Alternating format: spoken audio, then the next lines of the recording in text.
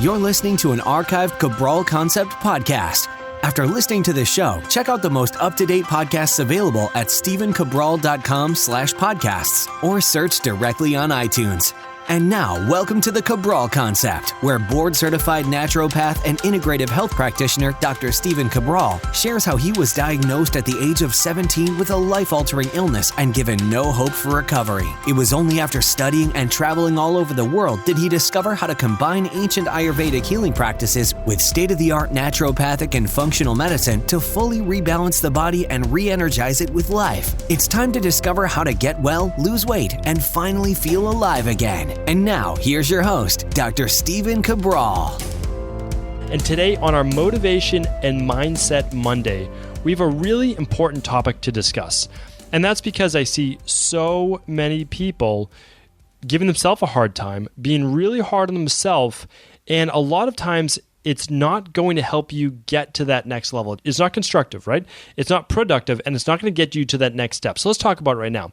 This topic actually came about because I was working with a particular body transformation client, and she's achieved great things. She's already in great shape, but she's looking to take her success, her body transformation to the next level.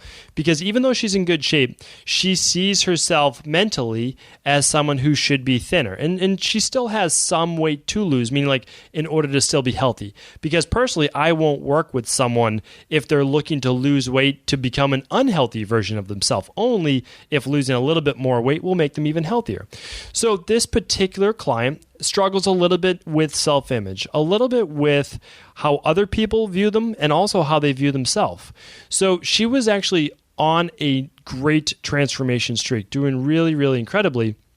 We tweaked her nutrition so she could add in more carbohydrates and still be able to lose weight. And so she was moving at a great clip, about losing about 2 pounds per week, and with the eventual goal of really only losing at most 9 to 10 more pounds, like total.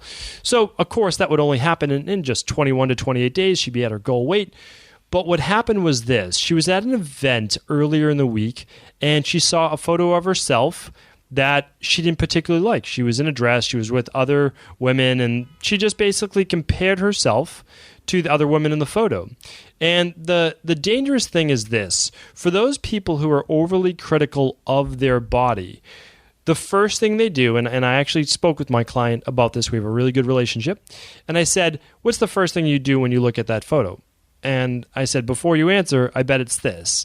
You look directly at yourself to see how you look. Basically, you're passing judgment on yourself before you've even seen the photo. And you're looking to see, do I look out of shape? Do my legs look big? Do my thighs look big? Do my arms look too big? And it's all of these negative things in the subconscious and then conscious mind that we're already preparing ourselves to see. So even before you see the photo, you have this negative mindset going in. You have this negative image of yourself. And as long as you carry around that negative image, there's really no way you could ever be lean enough. You could ever look good enough to compare with the thought that you have in your head. And that's an unhealthy way of looking at your body. And so my client did admit this. And it was our job then to start saying, the next time you see a photo of yourself, you have to understand that you can't compare yourself to someone else's finished product. Meaning, like, a lot of the people she might be hanging around with have already got to the weight they wanted to be, or already where this client wants to be. And it's unfair to look at your current state, your present state, and compare that with someone else who've already reached the end of their journey in terms of body transformation, or that might just have a different body type. Like maybe they are that Vata body type or that ectomorph body type, which just has naturally smaller joints, naturally leaner physique, naturally just not going to gain as much weight from the calories that they eat. And that's just the way body types work. However, every body type can be a very healthy version and a lean version of themselves. And so what I said was, don't compare yourself not only with that other person's finished product, but also what your eventual transformation will be. You can't get discouraged looking at a photo of yourself when you're 10 pounds away from your goal weight, because that's not your goal weight. That's not where you want to be. And we have to give ourselves a break, because what happens is this.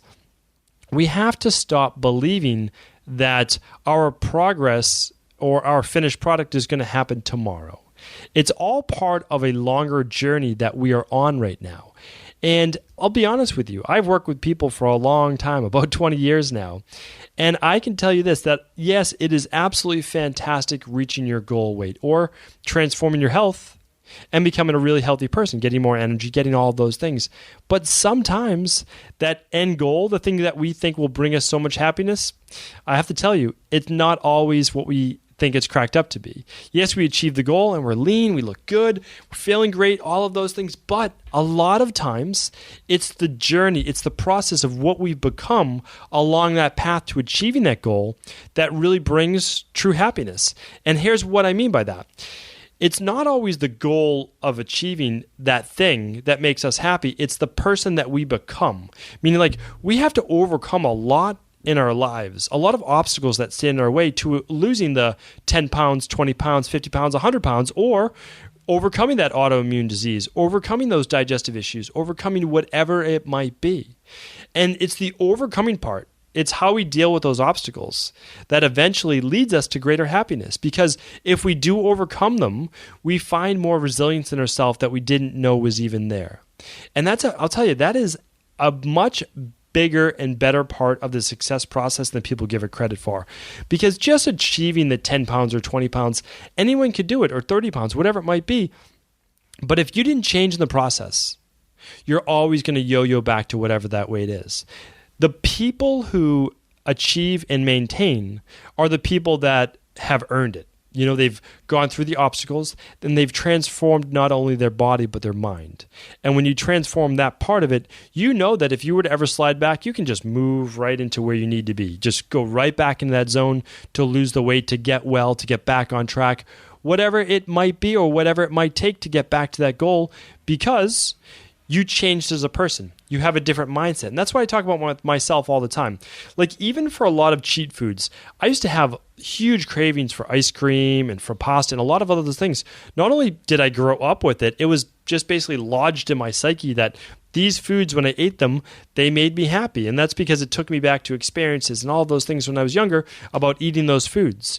And I used to have a lot of cravings for them. And especially like situationally, like if we would be in Maine on the weekend in the summer, I would say, oh, well, let's go get ice cream. Now I have less of those cravings, but really that's only happened over the past couple of years.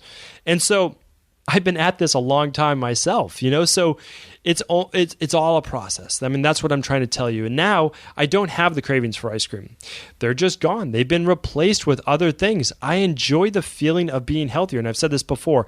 I enjoy waking up not puffy, not swollen, having lots of energy, all of those things. And to be honest, I like making things like acai bowls with my kids. That's basically like ice cream. It's frozen fruit blended up in just the blender that we use in the ice cream setting, and then topping it with like sliced banana, maybe some organic natural granola, maybe some chia seeds, different things like that, and having some fun with it. I like making that, and so do my kids. Like, we enjoy that process, and so that kind of replaces all of the cravings too for ice cream. We just might make an acai bowl or something like that, a smoothie bowl at night during the summer or on the weekend. Of course, not all the time. And that could be a really healthy thing.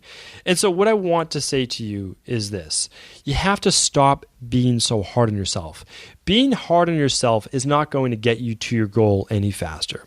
It really isn't. And you also have to understand that when you're being hard on yourself, a lot of times you're being unrealistic.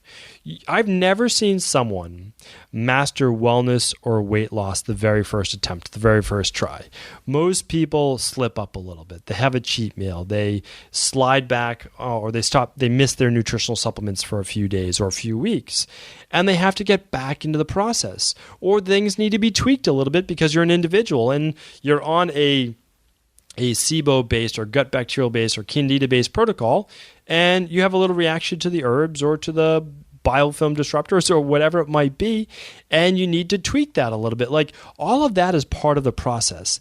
It is unnatural to master it your very first time. So what I'm saying is you have to expect a couple slip-ups along the way, but you also should learn from those. It's the not learning from it and repeating the same mistakes over and over and over where you still shouldn't be hard on yourself, but you have to understand that you have to stop repeating the same mistakes over and over in order to reach your end goal. So in the end, what it comes down to is learning from your experiences along the way, understanding that you're going to accomplish your goal eventually, yes, but before you accomplish that goal, you're going to have to develop into the person that's actually worthy of achieving that goal. Meaning, like, you're going to have to learn how to schedule your cheat meals for once a week if you're trying to lose weight. You're going to have to find the nutrition plan that works for you. You're going to have to get your body healthier ultimately to keep the weight off, to keep the inflammation off. And when you do achieve that, I'll tell you, the results are just that much more rewarding because you're not going to slide back. You're not going to want to make the same slip-ups that don't make you feel good, that make you gain back the weight. And I have to be honest, again, it's just what I've seen in my practice. It's so much more rewarding in the end. Thank you, everyone, for taking the time to tune into another Cabral Concept. I want to sincerely thank you for your support of this podcast. I couldn't do it without you, and I mean that. I truly do. I also want to make sure you knew that we now have multiple ways for you to find your answers to the most difficult health, wellness, weight loss, and anti-aging questions. You can find podcast-specific topics like thyroid, adrenal, hormones, sleep, digestion, Ayurveda, and many more at stevencabral.com/podcasts that will then link you to your favorite Apple, Spotify, and other podcast players. Plus, all new podcasts and weekly exclusive video content is being added to our YouTube channel at youtube.com/Stephen Cabral. And that's Stephen with a PH. Head on over and subscribe so that you don't miss any of the exclusive content. Lastly, if you've ever found any of my podcasts or books to be helpful, I would really appreciate it if you could leave a review on iTunes or your favorite media player for the podcast. Rating and subscribing to the YouTube and podcast allow me to reach more and more people and help spread my mission of healing throughout the world. Thank you again for being a part of this movement.